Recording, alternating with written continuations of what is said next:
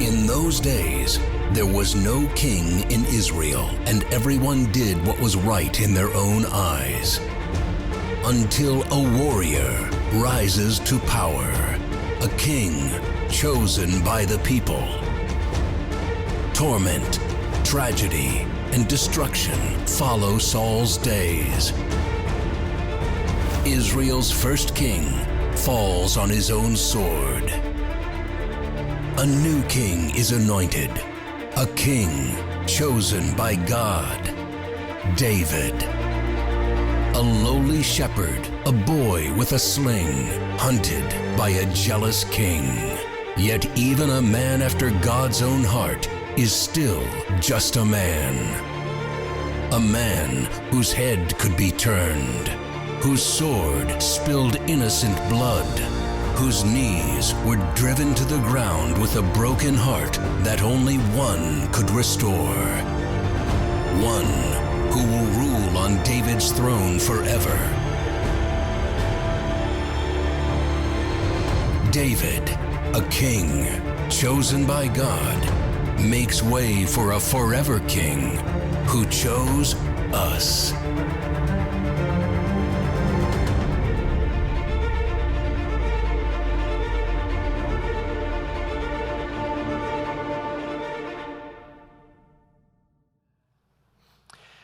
All right, if you have your Bibles, go ahead and turn to the book of 2 Samuel. We're getting into 2 Samuel now in our series, The Gospel According to David.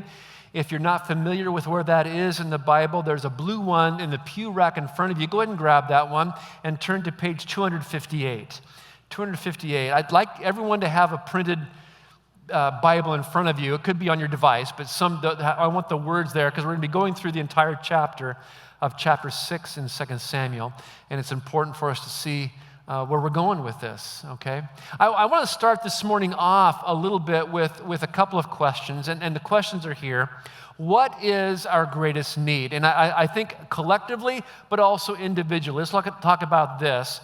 Just think to yourself, what are our greatest needs? And we could run the gamut, right? I mean, we need economic stability. We need for all hostilities to cease. We need political stability, maybe political civility. We need no more social media. We need the Giants to be in first place. We need there are all kinds of things that we could say about what we need. Well, now bring that a little closer home. Ask yourself what is my greatest need? What is my greatest need? I need security financially. I need security vocationally. I need to lose 20 pounds. I need straight A's. I need to be accepted into that school. I need a spouse, or I don't need a spouse. I need this, or I need that. You can fill this blank in all kinds of different ways. The unique thing about this, though, is that we come from a biblical point of view, not a world point of view, but a biblical point of view. In other words, we think of the world through the lens of this book. If you're new here, and maybe you're not a Christian, if you're not, we're so honored that you would take the time to be with us. But we believe the message of this book. And the message of this book is centered around our greatest need. And our greatest need of humanity is this: we need the presence of God. Now, you might be disappointed by that, because you might be thinking, do I really need the presence of God? Well, what's the first thing we lost in the garden? We lost the presence of God. In Genesis chapter 3, because of the rebellion of our first parents, we lost the presence of God. They were kicked out of the garden. And so it's the first thing we lost, and guess what happens at the end of the Bible in Revelation 22? It's what we get back. We get back the presence of God. And so everything from Genesis 3 to Revelation 22 is about acquiring back the presence of God that we have forfeited because of our rebellion. 2 Samuel chapter 6 is all about that. It is about the presence of God. It is so wonderful, and it tells us this in a very, very weird way. Now, for those of you who have been with us in this series, you might be thinking, wait a minute, we're skipping over a lot of passages here. Last Sunday, we were in 1 Samuel 28, and now we're in 2 Samuel 6. We've skipped over a lot of passages. Well, because the time is short, we're just kind of having to cherry pick a little bit, different passages, and I've chosen a couple of passages that seem to be ones that strike our attention. Like, for example, in 1 Samuel 28, the witch of Endor, that story, that intrigued us. And as we come to 2 Samuel 6, I'm thinking that story will disturb us because it puts us in a position where we must think things about God that we may not want to think about. What God does here is disturbing. It's alarming. Maybe we would go so far as to say unjust. Let's find out. We'll find out as we get through this. Just in the way of background a little bit, by the time we get to 2 Samuel chapter 6, it's been 10 to 15 years since David killed Goliath. And so David, the shepherd boy, is anointed king. He kills Goliath. Then David becomes the hero. And then a little bit later on, because Saul's jealousy, David becomes the outlaw. And now, beginning in 2 Samuel, David becomes king. But the problem is, just because Saul died in 1 Samuel, he fell on his sword in battle. His sons were killed, or most of them were killed. And so you would think that now David becomes king. That wasn't the case because there were still a lot of people who were loyal to the house of Saul. And one of the reasons why we're not going to cover the first 5 chapters of 2 Samuel is because it reads so well. You do not want to miss the first 5 chapters of 2 Samuel. It is an incredible read. It goes fast. Everything that you would want to hold your attention is in those 5 chapters. And so take the time to read through, because that's where all of a sudden David, by God's help, consolidates the kingdom under his own rule. And now we come to 2 Samuel chapter 6, and David is now the full-on ruler of all 12 tribes of Israel, and he becomes the greatest king in Israel's history, the other side of Jesus. And this is kind of his story, but he recognizes this. In 2 Samuel chapters 1 through 5, there's all kinds of conquests. Military, fighting, assassination, all of it to give David the rulership of the kingdom. But David recognizes this: the kingdom cannot revolve around me. Saul tried that. It didn't work. God rejected him. The kingdom must revolve around the one who gave me the kingdom, and that is by God himself. And so what we need, our greatest need, is we need his presence. We need his presence among us. So we come to 2 Samuel chapter 6, beginning at verse 1. David again gathered all the chosen men of Israel, 30,000. And David arose and went with all the people who were with him from Baal, Judah, to bring up from there the ark of God, which is called by the name of the Lord of hosts, who sits enthroned on the cherubim. And they carried the ark of God on a new cart and brought it out of the house of Abinadab, which was on the hill. And Uzzah and Ahio, the sons of Abinadab, were driving the new cart with the ark of God, and Ahio went before the ark. One of the tricks about reading Old Testament names is if you ever teach the Bible and you're reading these Old Testament names, just sound super confident, no one will argue with you. Okay? So Uzzah, Ahio, Ahio, potato, I have no idea. So just sound really, really confident, okay? So all of a sudden, 2 Samuel 6, this ark shows up. And so what is this ark? We haven't heard about that for a long, long time. If you know your Old Testament, you know that the Ark of the Covenant is the presence of God. It's the place where God presents himself to his people. And this is kind of a picture right here, a mock-up of it. It wasn't that big. In fact, it was about this size in real life. It was approximately 4 feet long, about 2 feet high, and 2 feet wide. And there were these rings with these poles to go through that the ark would be carried. And you see these cherubim here, and these cherubim were there to symbolize the mercy seat. I'll talk about that in a moment. And this was to be the place where God's presence would be known. It was never meant to be worshiped. It was never meant to be an idol. It was meant to be a location. And it was also meant to be mobile. They carried it around the nation of Israel. If you go back to Exodus 25 and Numbers 4, God gives very specific stipulations on what the ark is to do. And so if this is the presence of God, then we have to ask the question, what kind of God is present? And one of the things about this ark is it tells us what kind of a God is leading the people and what kind of a God wants to be present with the people. And so first of all, we find out that inside the ark are the 10 commandments, and that signifies that God has the right to rule over them. He has a law, and they are to obey his law.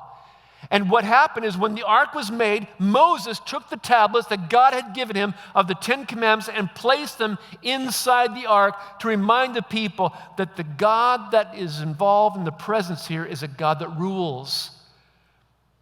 But let's face it, God also knew that the people would never be able to follow his rules. He knew that the 10 commandments were never reachable by people because of their sin. And so we find out from the ark that God is also a reconciling God.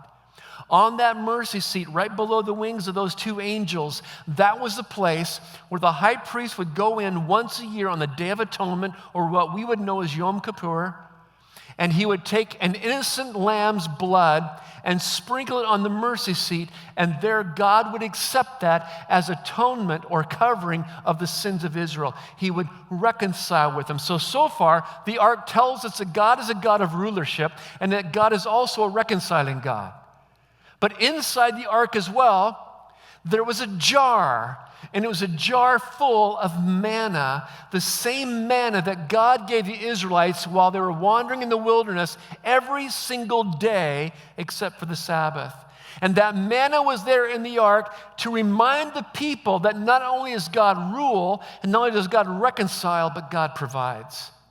All of that in this little box, teaching the people, reminding the people of who God is. And David says, we want that. Now here's the problem. The reason why we haven't heard about it in the story so far is we go all the way back to 1 Samuel chapter 4, and we find out that the ark was in Israel at the time.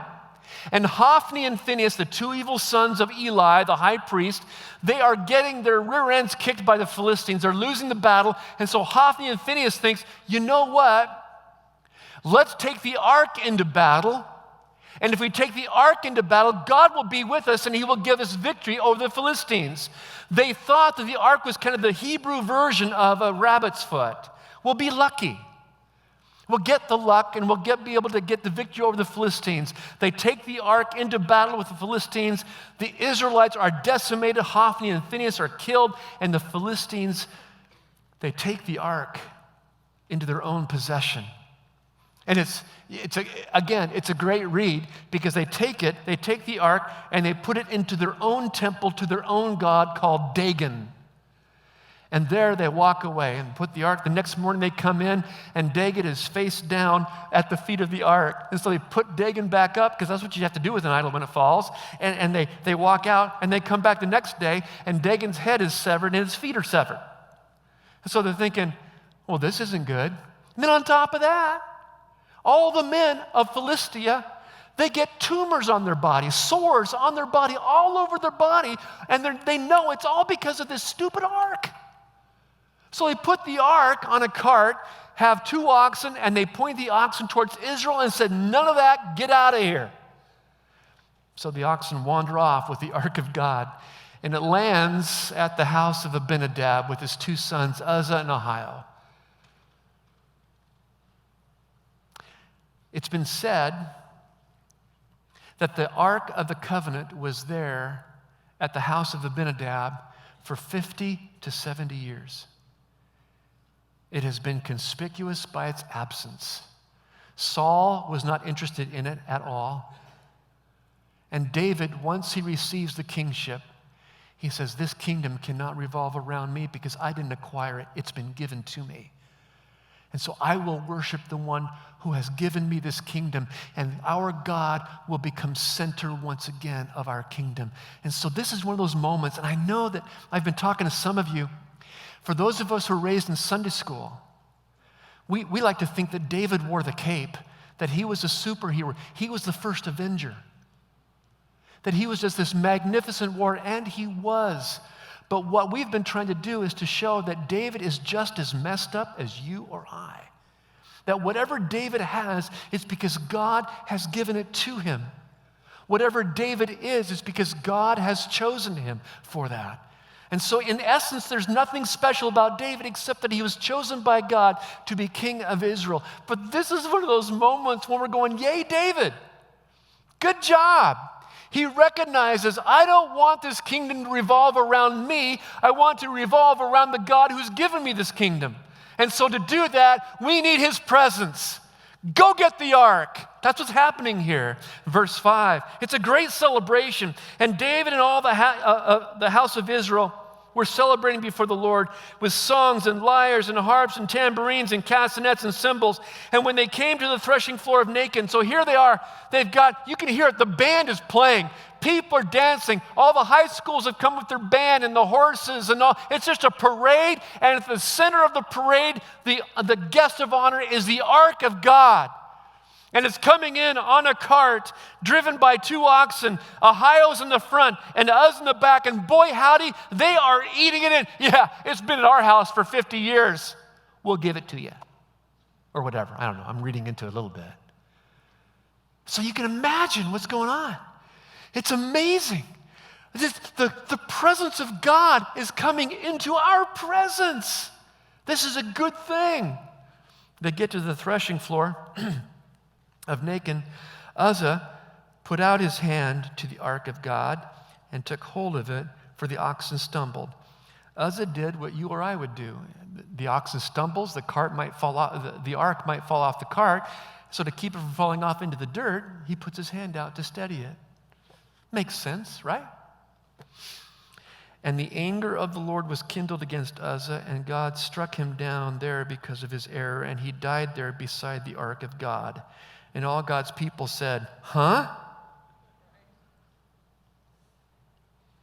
Boy, that punishment doesn't seem to fit the crime. Did Uzzah do something wrong? He just did what any of us would do, reflexively probably. He saw it jostle, puts his hand out, touches it. Apparently he hadn't seen Raiders of the Lost Ark yet. And he dies. David has to relearn a lesson here. And the lesson is this: God is holy. That's the lesson that David had to relearn here. Let's read on a little bit and talk about this holiness of God. Verse 9, and David was afraid of the Lord that day, and he said, how can the ark of the Lord come to me? So David was not willing to take the ark of the Lord into the city of David, but David took it aside to the house of Obed-Edom, the Gittite. And the ark of the Lord remained in the house of Obed-Edom, the Gittite, 3 months. And the Lord blessed Obed-Edom and all his household. David was afraid. David was angry. He was angry. Who was he angry at? I'm assuming he was angry at the Lord. He was angry at the situation. He's angry, and you can imagine the band is playing. Everyone is dancing around, enjoying the celebration of the Ark of the Covenant coming into the newfound city of David that David had just founded in Jerusalem. And all of a sudden, it wobbles a little bit. Uzzah puts his hand out. Uzzah dies. Band stops. Parade stops. People are wondering, what is going on here?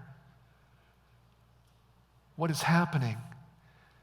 Well, all he did was just put his hand out to stop it from falling onto the dirt. And God killed him. What? God, he just dropped dead right there. Well, we're not having this thing come into the city of David. We're going to take it someplace else. And you can imagine how Obed-Edom felt. This ark, it kills people. Obed-Edom, why don't you have it at your house? Thanks, David. But look what happens. So David was not willing to take the ark of the Lord in the city of David, but David took it aside to the house of Obed-Edom the Gittite. Verse 11. And the ark of the Lord remained in the house of Obed-Edom the Gittite 3 months, and the Lord blessed Obed-Edom and all his household. Now we don't know how, it doesn't matter how. All we know is with the presence of God came incredible blessing, phenomenal blessing. But the lesson that David had to learn is that you do not mess with this God. I would contend this. This was not something that should disturb us. It is something that should motivate us to praise because it's an act of grace. It's a reminder to the Israelites, and it should be a reminder to us, is that God is not a compromising God. God has commandments that are to be obeyed, and he has told us time and time again that when you disobey my commandments, I have the right to kill you. Now, that doesn't sound very warm and fuzzy. That doesn't exactly incite us to sing Jesus Loves Me, but the truth is, that is the grace of God. He tells us how he is to be addressed. He tells us how our Creator is to be worshiped. Imagine that he didn't tell us that. Imagine that our God was like the Greek gods of old, very capricious, very unpredictable, kind of moody. Imagine you wake up and you want to make an offering to Zeus, the most high god of the Greek gods, and all of a sudden you find out, well, he's not really happy today, so come back tomorrow. You come back tomorrow, oh, he's really happy today. And that's how the Greek gods were worshipped back then. They just didn't know. The God of Israel says, no, this is how you do this. In Exodus 25 and Numbers 4, God gives great specific stipulations on how to make the ark and how to handle the ark. And 3 basic rules, because the ark was meant to be mobile, is number 1, carry it, don't cart it. Number 2, don't touch it. And number 3, when it's being moved, cover it. And God says in Numbers, if you don't do any of those, you die. Well, apparently they didn't get the memo in 2 Samuel 6. So why in the world, why is it being carried on a cart? Well, probably because that's how it got there. That's how the Philistines transported it. They carted it to the house of Abinadab, and so that must be how you do it. But who would think about that? It doesn't matter how it gets there as long as it gets there. It matters to God. And I want to share this. If you are not a believer in the God of the Bible, can I just share this? Why aren't you? Because the God of the Bible is not a compromising God. That is to your favor. What he says is right 500 years ago is right today and will be right in 500 more years. There's no mystery to him. This is who he is. I would say this, who would want to worship a compromising God? Who would want to worship who bends at the will of our whining? Who would want to worship a God like that? Parents, we all know this. The wise parent understands and they know what is right behavior and what is bad behavior or wrong behavior in their home. They communicate with their children, this is what is right in our family and this is what is wrong in our family, fully aware of the fact that a wise parent understands that children will wander into rebellion. So what does the wise parent do? You know what? That's a stupid rule. Let's bend it a little bit. Let's make a different rule. Is that what a wise parent does? No. The wise parent acts in discipline and brings the child back into right behavior. They don't count to 3 50 times. They don't bluff. They don't threaten. They don't bribe. They say, this is what is right. This is what is wrong. And I'm the one who judges what's going on. And I'm going to bring you back from wrongness into rightness through discipline. Because I love you. You show me a parent that does not discipline their child. You show me a parent that just wants to be loved and be a friend for their child. That's a parent that does not love their child. That's a parent who loves themselves.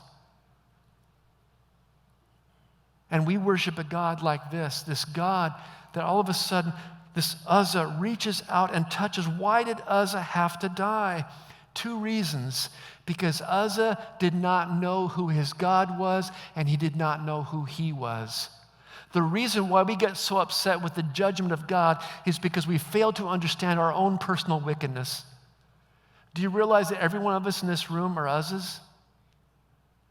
Every one of us in this room, we have sinned intentionally or unintentionally, but in either case, we have broken God's law, and he has every legal right to judge us, condemn us, and do exactly to us what he did to Uzzah. This is a point of God's grace. He is reminding David, David, you have forgotten. Your people have forgotten. I am holy. I told you how to move the ark. And if I just say, well, I'll let you go this one time, I cease being who I am. This is a reminder. And the lesson that David learns is, yes, God is holy, but then also God is gracious. We see this in verses 12 through 23. Let's look at that.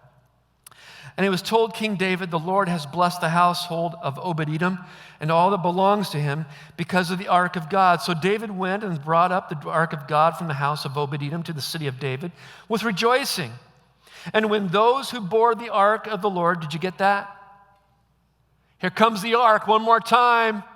It's coming in on a cart. It's being pulled by oxen, right? No. They learned their lesson. It says in verse 13, and when those who bore the ark, boom, someone did some reading. Hey, guys, I don't want to have the same thing happen to us that happened to Uzzah. So go back to the law and find out where we went wrong. They go back to the law. Yeah, it says this about the ark. We got to carry it. David says somewhere along the way, then that's what we should do. And when those who bore the ark of the Lord had gone 6 steps, he sacrificed an ox and a fattened animal. And David danced before the Lord. Notice, young people, you can do this. In the remaining verses to the end of the chapter, notice how many times it's mentioned before the Lord, before the Lord, before the Lord. And David danced before the Lord with all his might. And David was wearing a linen ephod, which is kind of the Hebrew underwear. So David and all the house of Israel brought up the ark of the Lord with shouting and with the sound of the horn. Sometimes I kind of hope that there's a constant video in heaven where we can kind of go back and see this stuff. Was there like an angelic cameraman recording everything? I would love to hear that. I would love to see this. I would love to see the greatest king in Israel, the other side of Jesus, dancing in his underwear before the Lord for the Lord's sake, with the horns and the castanets and the cymbals and the orchestra playing, and the ark of God, which means the presence of God, is coming into Israel, into Jerusalem. That must have been an incredible picture. How enthused we must have been. How encouraging we might have been to be able to see that. How motivated we want to join in the dancing. Wouldn't we? Maybe not. We find out. Here's the first Baptist, verse 16. As the ark of the Lord came into the city of David, Michal, the daughter of Saul, looked over out of the window and saw King David leaping and dancing before the Lord, and she despised him in her heart. And they brought in the ark of the Lord and set it in its place inside the tent that David had pitched for it. And David offered burnt offerings and peace offerings before the Lord. He had learned the law. He's following the law. And when David had finished offering the burnt offering and the peace offerings, he blessed the people in the name of the Lord of hosts and distributed among all the people, the whole multitude of Israel, both men and women, cake of bread, a portion of meat, and a cake of raisins to each one. Then all the people departed each to his house. A point of interest here, and this is kind of awkward, but it's something that's very significant in the history. There's a reason why David gives this food, portion of meat, cake of bread, cake of raisins. Cake of raisins, the Hebrews believed, was an aphrodisiac. It encouraged sexual relations between a husband and a wife. And that's why it says David gave these cakes of raisins as aphrodisiacs to the parent, to the people, and said, now go home. Go home and make Jewish babies. That's in essence what he's saying. That's significant for a little while longer, and so just keep that in your mind. And David returned to bless his household, and that would mean to add to his household because he had the cakes of raisins. But Michal, the daughter of Saul, came out to meet David and said, "How the king of Israel honored himself today, uncovering himself today before the eyes of his servants, female servants, as one of the vulgar fellows shamelessly uncovers himself." So she's not happy. She's upset. And David said to Michal, "It was before the Lord who chose me above your father and above all his house to appoint me as prince over Israel, the people of the Lord, and I will celebrate before the Lord. I will make myself yet more contemptible than this, and I will be abased in your eyes, but by the female servants of whom you have spoken, by them shall be held in honor." And Michal, the daughter of Saul, had no children to the day of her death. All this while that families were to go back into their homes and make Jewish babies, Michal never had one. Michal, you may recall, was the only wife that we know of who actually loved David. They loved each other.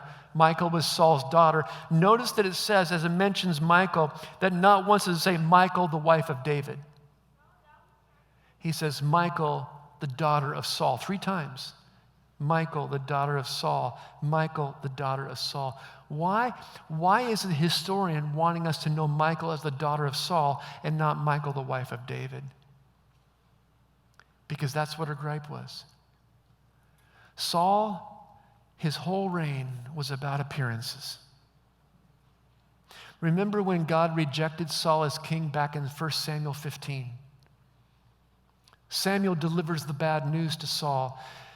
"Saul, God has taken your kingdom away from another." And Saul is grieved. "Oh man, I'm upset. But hey, Samuel, would you mind just riding back with me with my troops so that they think that we're together on this?"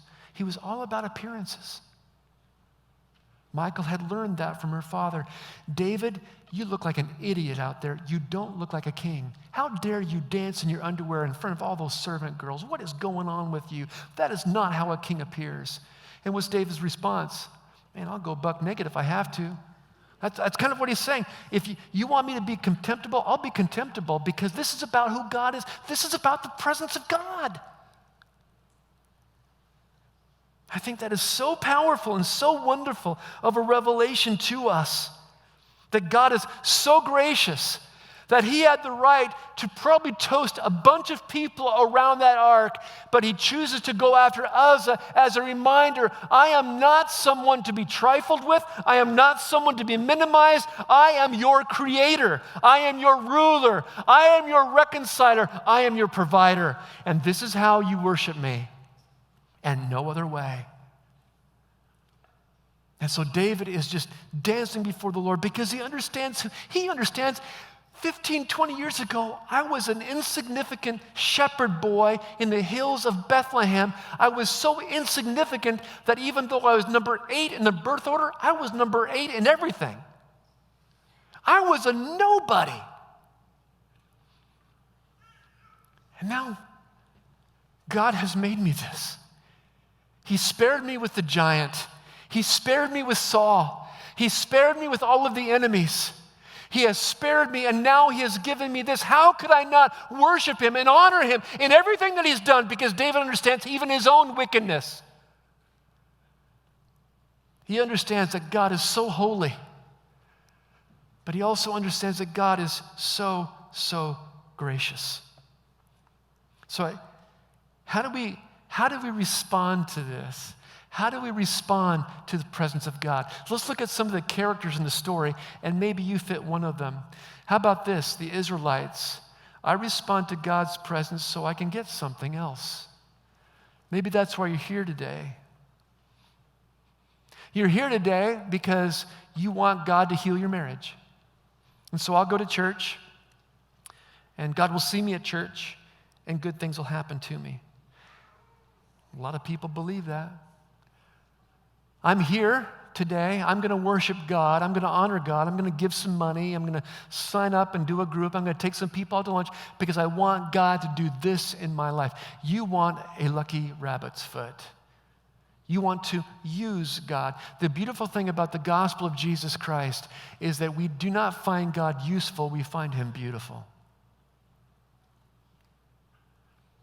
And so you could be the Israelites all the way back in 1 Samuel chapter 4. It says, hey, we're getting killed by these enemies. Let's take the presence of God and maybe he'll give us some luck. That is not how we approach God. That is not how God is willing to be approached. Or how about this? Maybe you're Uzzah. And this would be the person that would say, I respond to God's presence in my own way. I hear this as a pastor. I hear this dozens of times, and it's almost probably 99.9% of the time coming from men. I worship God my own way. Oh, no, you don't. That's not worshiping God. We worship God his way. We come into his presence his way. He is God. He is ruler. Like Uzzah, you know what? Hey, it's not a big deal. It's a piece of furniture. It's been in my house for 50 years. Good honk. So I'm just going to go and touch it. Boom, he's dead. No, Uzzah. You fail to realize how holy God is and how wicked you are. When we come into God's presence, we come through Jesus and no other way. It's not by going on a hike in the mountains. It is through Jesus and Jesus alone that we are allowed to come into God's presence. How about this? Michael, I will respond to God's presence as long as it's this way. As a pastor, I think that this is probably the number one way for a lot of people. We get comments and complaints all the time. Maybe you're surprised, maybe you're not, that we need to do this. We need to sing this song. We need to do this. I can't worship if I can't do this.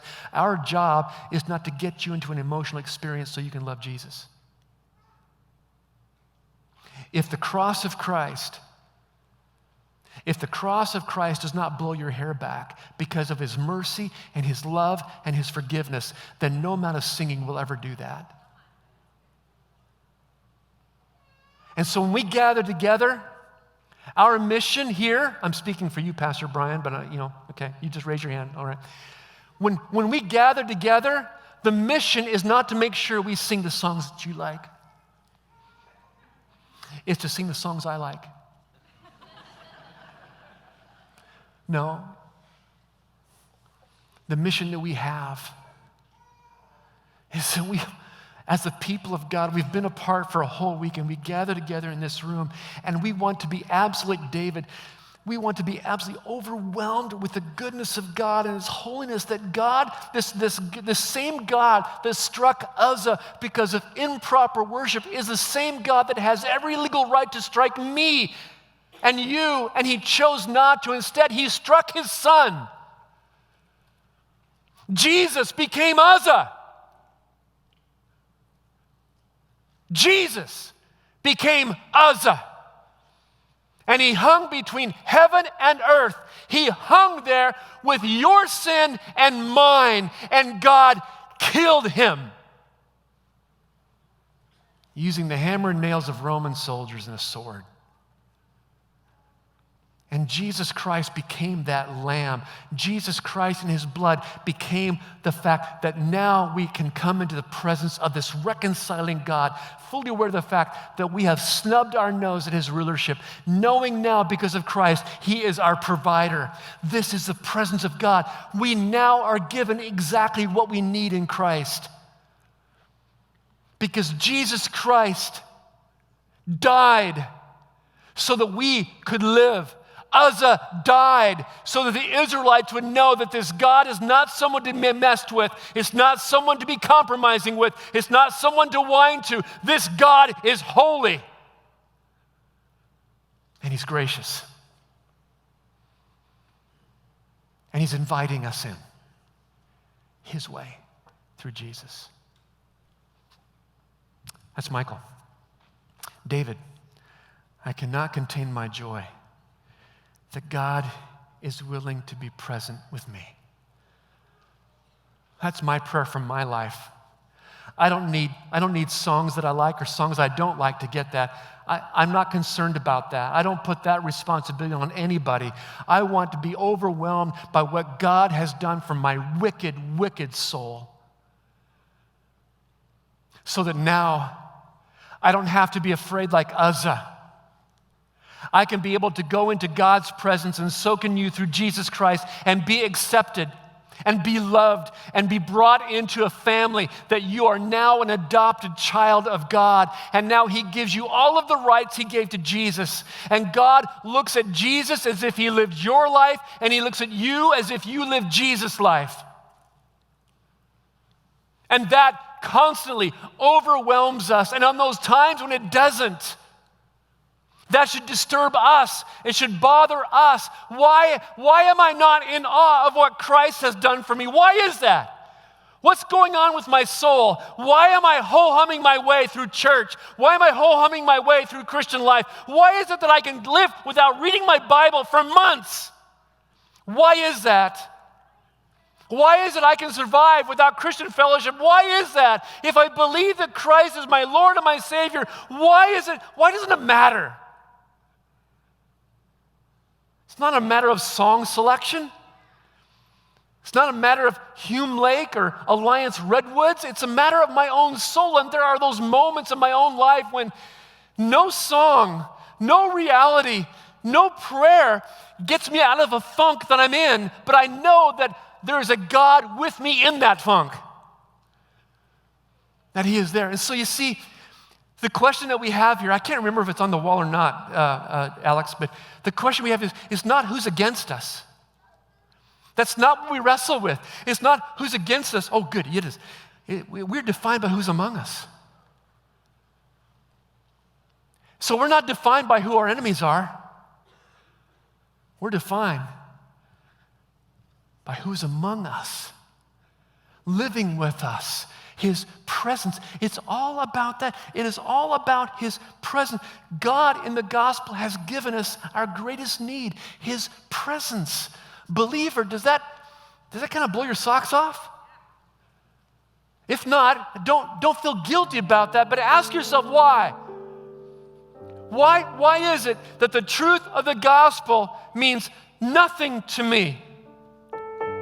Why is that?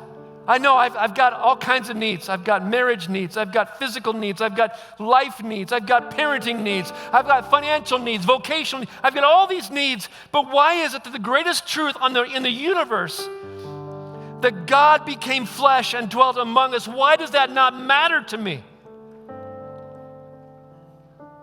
And that's a conversation only you can have with you. You will never, Paul Tripp said this, you will never celebrate grace like you should when you think you're more righteous than you are. Is that possible? I just never thought I was that bad. Been a church kid my whole life. Never joined a biker gang. Never did drugs, never been drunk. Waited to have sex until after I was married. Did all the right things. I just never thought I was a bad person. Well, no wonder you're bored. No wonder you need a hot song to get you going. Do you realize that you and I are far more wicked than we ever dared think, and we are far more loved than we ever dared hope? And those two truths are together. You are far more loved than you ever dared think, and you are far more wicked than you ever dared hope. And that's the beauty of the gospel, of what God has done. Brian and I were praying before the first service, and I just felt convicted. The knee-jerk reaction now is to get a pep rally going for Jesus. You know, start clapping and woo, and all that kind of stuff, and get us lathered up. And there's nothing wrong with that, really. There is nothing wrong with that, but I feel like that seems somewhat manipulation here. My hope is that you can celebrate the truth of grace because you recognize that you're Uzzah. And if it weren't for Jesus becoming Uzzah on your behalf, you have no hope whatsoever. But because Jesus died and rose for you and for me and for everyone in this room that professes faith and trust in him. There is hope. My prayer is that you experience that, but until you experience it, oh, believer, believe it, believe it, trust it, and by God's grace, your soul will be dancing. Maybe even really dancing. We're not going to do it here because we are a Baptist church. But you know what? You want to move around? You move around. If you want to be overwhelmed by the grace of God, then be overwhelmed by the grace of God, and don't let any of us sit there and look at you and say, wait a minute, just don't do it in your underwear. We have standards at Arcade Church. Be overwhelmed with the grace of God, that this God is now among us. He is with us because of what Jesus has done. Can we think about that as we sing? We're going to sing a... Thanks for watching. Find out more about the Arcade Church community at arcadechurch.com.